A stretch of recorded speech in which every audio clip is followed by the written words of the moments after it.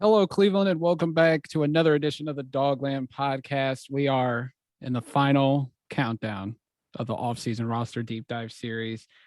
We're on our final two episodes this week. Today, we're focusing on safeties, and then Wednesday, we are focusing on special teams and the conclusion of the offseason roster deep dive series.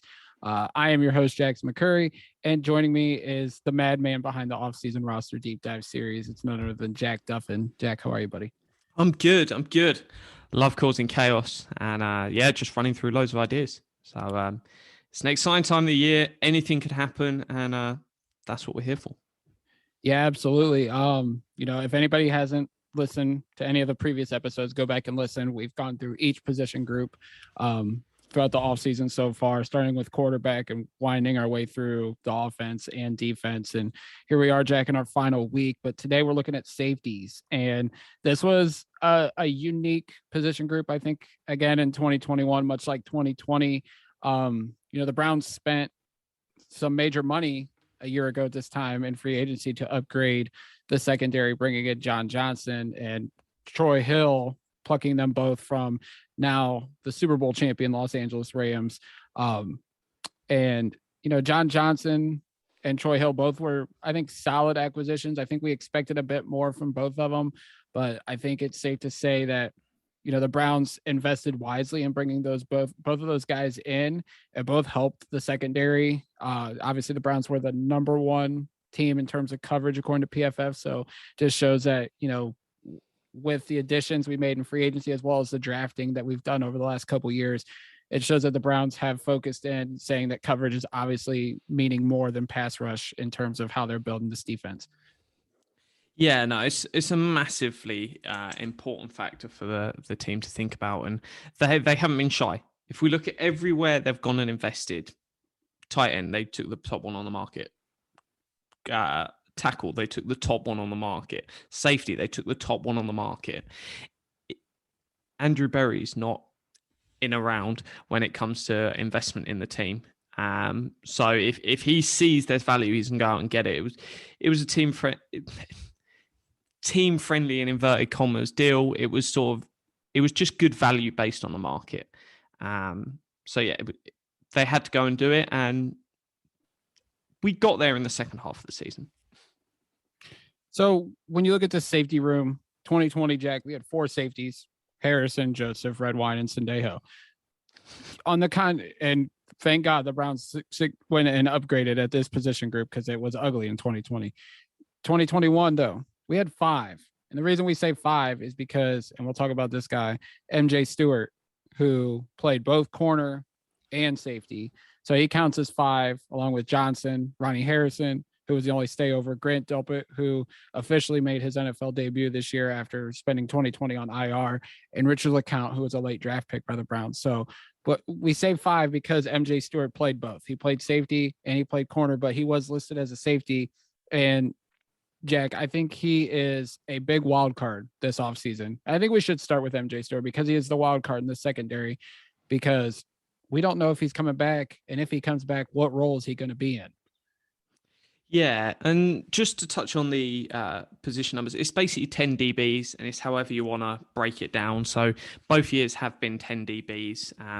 First year was 6 corners for safeties, and last year was 5 and 5. But I just struggle to see a route. If Troy Hill comes back, that's your top 5 probably in place, with Delpit in that group, John Johnson, Ward, and Newsom. What player wants to take a prove-it deal to be DB6? That's what it comes down to. Do I want MJ Stewart back? Let's say it's $2.5 million. Do I want him back? Yeah. Do I see a route where he wants to come back? Not really. If we were chatting about him being DB5, I think we can probably get that done. But from everything I've seen, it seems like Troy Hill's deal's guaranteed for this year. So it just gets really messy. I think you're in a difficult position. Could you? And it's coming down to snaps. This isn't a money debate. This is how many snaps can you promise him 1,120 defensive snaps last year. If you're able to make the case and you go, hey, this is what you're going to get 500 snaps.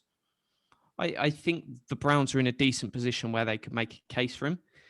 Obviously, if he's going to another team and they say, hey, we'll give you 750 because you're going to be our 5th DB and you're going to play a bit of corner, a bit of safety, then he's looking at that. And if you're on a prove it deal, the opportunity is almost just as important as the money and the team, because there's no point the Browns being amazing and he's sat on the bench. So that is the real crux and issue of the debate. And it's like lots of people, they'll sit there and look through sort of the PFF free agents guide. Oh, yeah, take this guy's cheap deal. It's like, yeah, but he wants to go somewhere he can prove it. So I struggle to see a route, and unless that they do want to offer him loads more snaps. I don't think they do, but yeah, I thought Stewart, like the last 4 weeks of the season, he saw significant more playing time and he played well against Vegas, against Green Bay, against Pittsburgh. Cincinnati, he didn't see as much playing time. They were kind of letting, the guys behind him get more of an opportunity, but he played well. But you look at his first 4 years in the league, he was a 2nd-round pick for Tampa, flamed out there, came to Cleveland, tried to resurrect his career. 2020 wasn't very good for him, but 2021, I thought he played well, but he hasn't seen a lot of snaps throughout his 4 years. He's averaging, I'd say, around 300 snaps per season.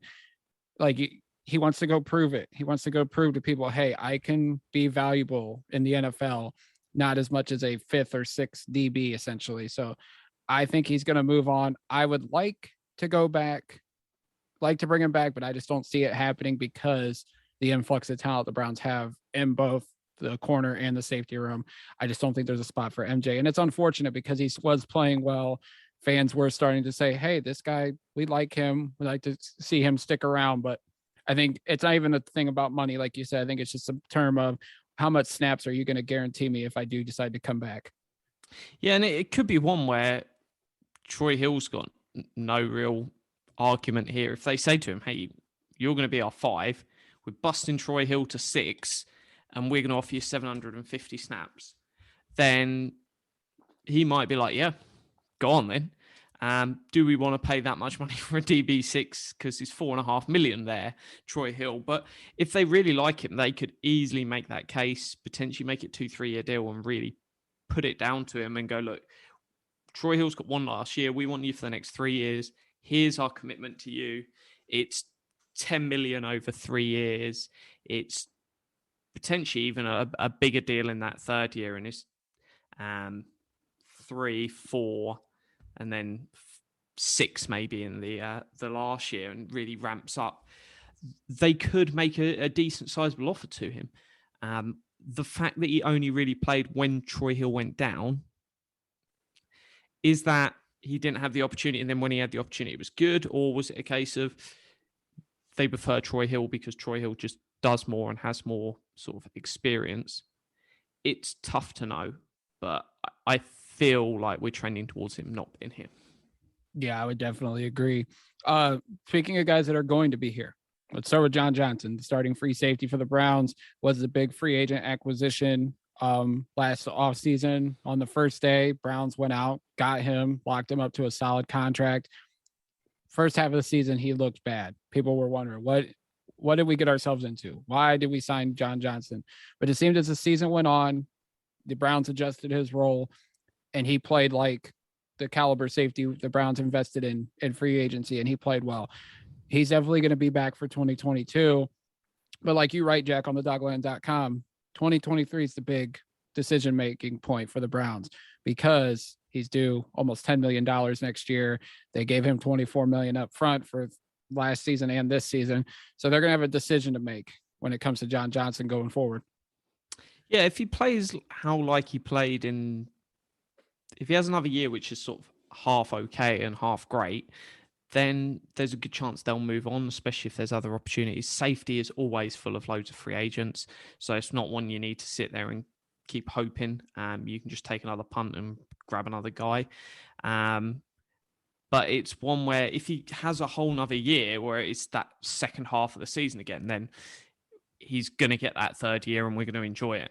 And also it'll be about how the youngsters in the room are developing, etc. Because hey, the next guy that we get onto, Delpit, if Delpit's great, then you probably won't extend John Johnson. You'll just move the money over and sequence that around the room.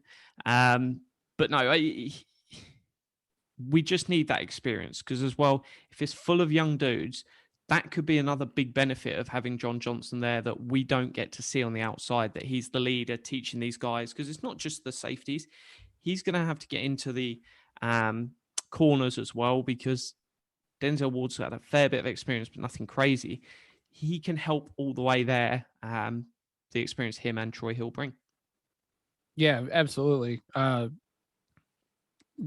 Johnson is vital, I think, right now going forward, because the secondary is so young. Outside of him and Troy Hill and Denzel, there's a lot of inexperience surrounding them, and him being that veteran leader. Not saying Denzel Ward can't be and won't be, but John Johnson's been there. He's done that, and he has playoff experience. He's got winning experience coming from LA.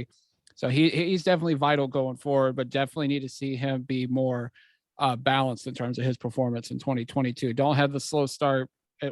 If he has a slow start and a strong finish again, it could be good, but I'd like to see him have a consistent performance all throughout the season to justify what the Browns invested in free agency. You mentioned Grant Delpit, who right now is pegged to be the starting strong safety. He had an okay year, definitely had some flashes in his first full year, back from the injury, adjusting to the NFL, because obviously this was basically his rookie season. But it's interesting to see what his role is going to be going forward. Is he going to be the full-time starting strong safety? Obviously, was sharing snaps with Ronnie Harrison and MJ Stewart last year throughout the year. So obviously, what did the Browns see for him? Obviously, I think they would love him to be the full-time starter, get the majority of the snaps. But it's up to him to continue to show progress and keep making strides going forward.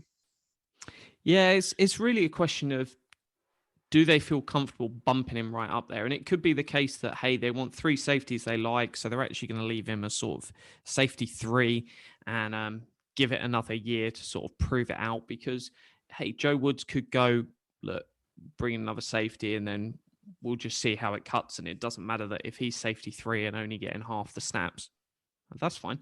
It's not the end of the world. He's still producing good stuff. And yeah, that is the big question that we just don't know, is how much do they trust him? Because they could want to bring in that competition and go and fight for it. And there's a couple of options. Hey, you could bring back MJ Stewart. You could say to MJ Stewart, actually, we really like what you did at the end of last season. We want you to come in and directly compete with Delpit, and the best guy will play. We don't care, because, hey, Joe Woods wants to win. They want to prove they're doing a good job. He's not interested in, we've got extra draft capital invested. This guy, we have to play him. That could easily be one. It could be the fact that, hey, that's where they see the package. All 3 of them guys out there the majority of the time. And then the other guy is potentially free agent. If they go, we're not overly convinced on that, you can get a decent, strong safety and a really young guy in Jordan Whitehead, 24.9, 3-year deal, $6 million a year according to PFF. 2 great years, the last 2. He's going to play closer to the line of scrimmage. That it just seems to work for the Browns, that as an option. So yeah, keep an eye on it. Yeah. In terms of free agency, like you mentioned Stewart, you mentioned Whitehead. Here's another name, Jabril Peppers. He is coming off an injury. They could use him as a rotational safety, as that third safety in the back, because we know Joe Woods likes to use 3 safeties. He's familiar with Cleveland, seemed to like Cleveland when he was here up until he was traded for Odell Beckham. There's some other free agents out here that they could take a look at. They could. What about Ronnie Harrison? What do you think about them bringing back Ronnie Harrison? I would tend to not think they do this, but he's familiar with the system. If he doesn't get what he wants in free agency, could come back on a 1-year prove-it deal. I'm iffy on Harrison just because sometimes last season he did some things on the field and I was like, what are you doing? Pushing the coach against Kansas City. He had some unsportsmanlike conduct penalties called on him. Just did not seem very level-headed. I personally wouldn't bring him back, but I could think if they swing around the safety market, don't like him or don't like what they're looking at. If Harrison doesn't get what he thinks he can get in free agency, could come back on a prove-it deal for sure.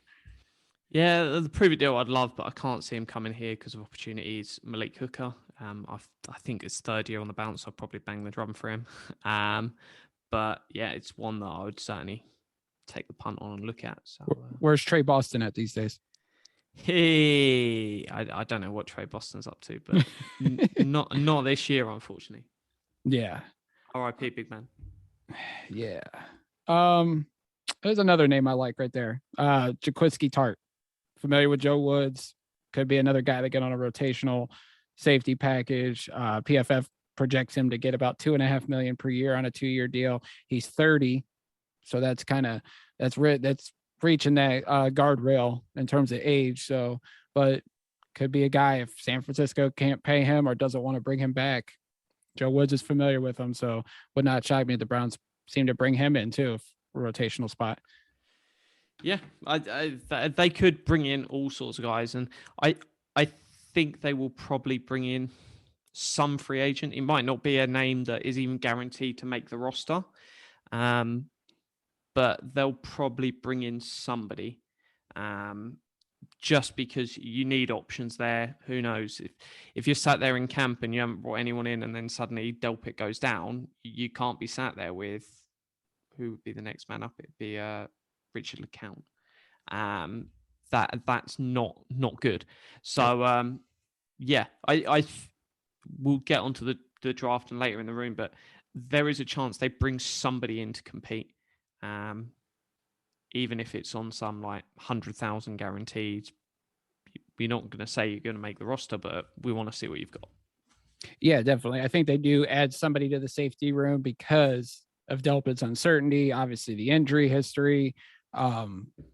It's just, they can't go in with just, hey, Johnson and Delpit are our guys, and then we're just going to have Lecount and maybe a mid to late round pick. Like, I just don't see them doing that. I think they have the assets to go out and get another safety in free agency. They have some cap space. They can add more cap space this offseason with roster cuts and potential restructures. But I do expect they'll add some kind of safety to this room in free agency. Just a matter of who, and would they be good coming into potentially a rotational role. I mean, I'm sure a lot of these guys want to go out and prove it to be a starter, but having a rotational role, get a good amount of snaps, and play for a contending playoff team wouldn't be a bad thing. Yeah, no. Why not? You just constantly need more dudes. Third safety, bring in someone dirt cheap. Just looking some of the names at the bottom of the PFF list: DeAndre Houston, Carlson out of Chicago, Malik Hooker from Dallas, Rodney McLeod from Philly, potentially Darren Harmon from Atlanta, but I'm less keen on that. Jaquiski Tart.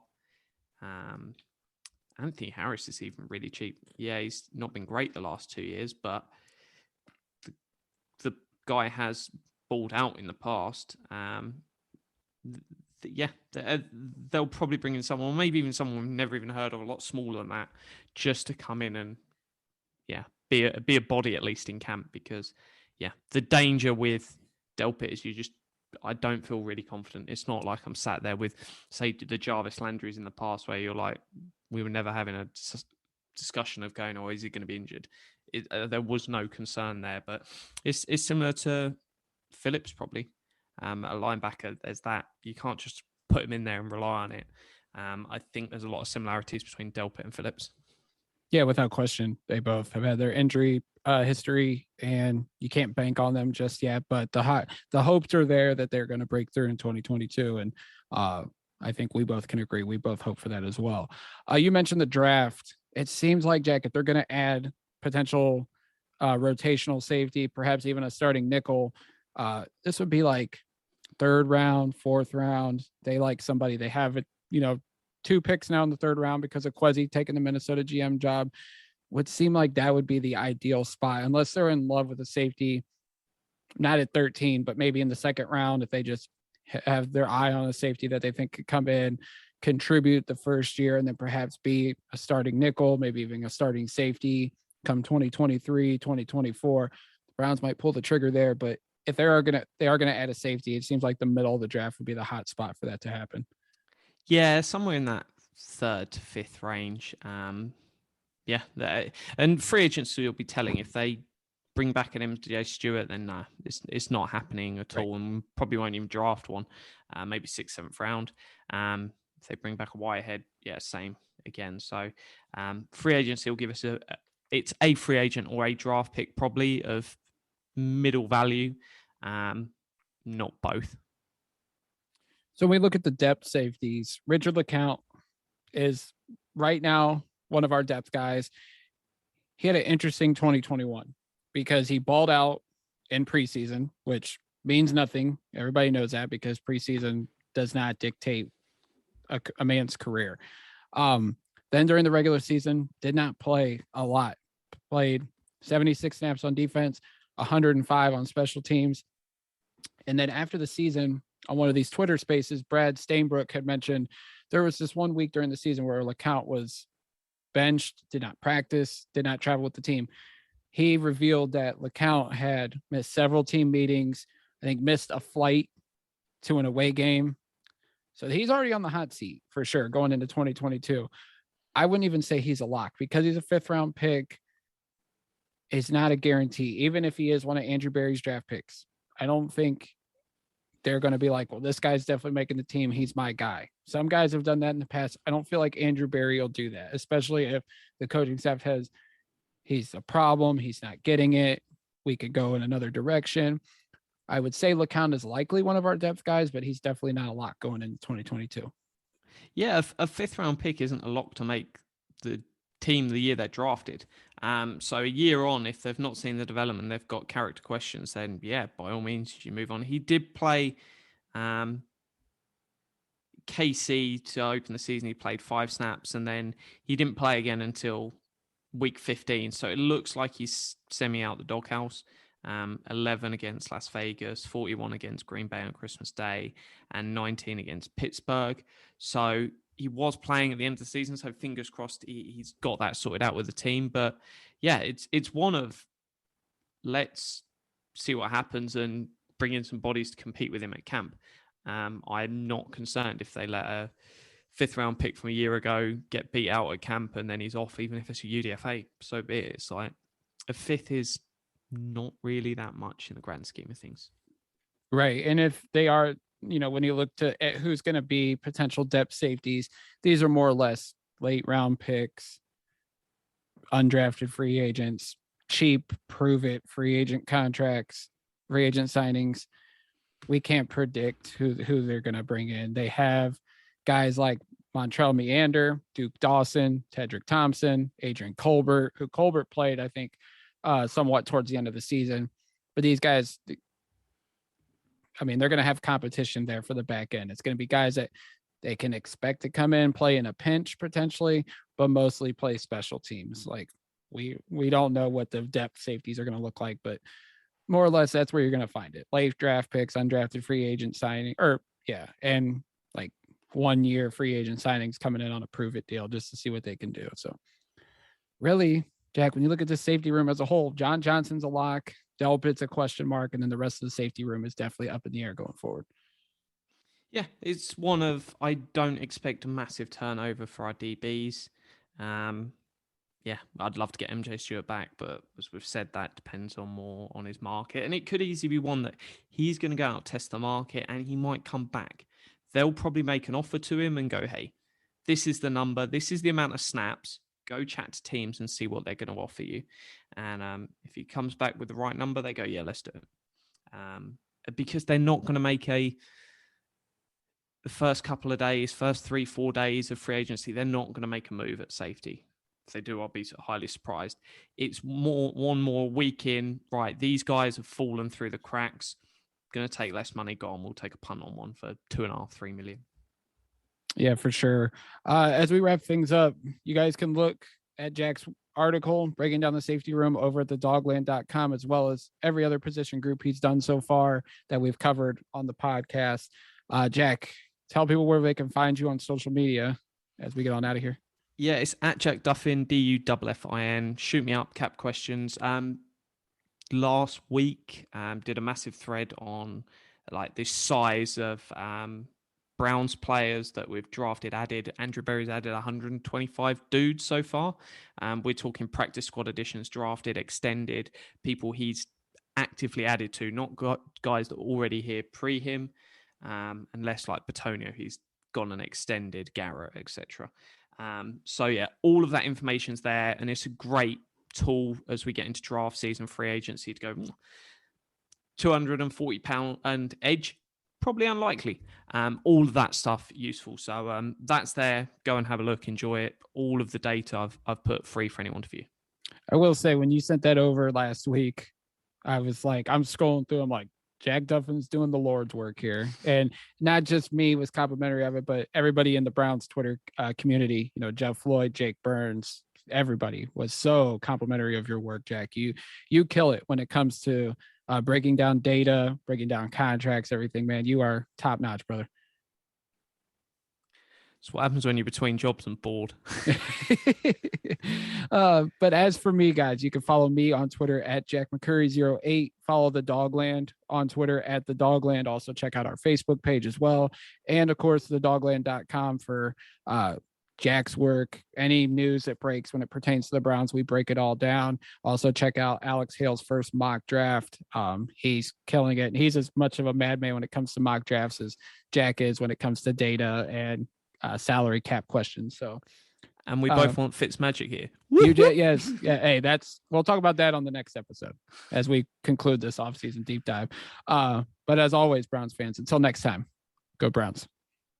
Go Browns.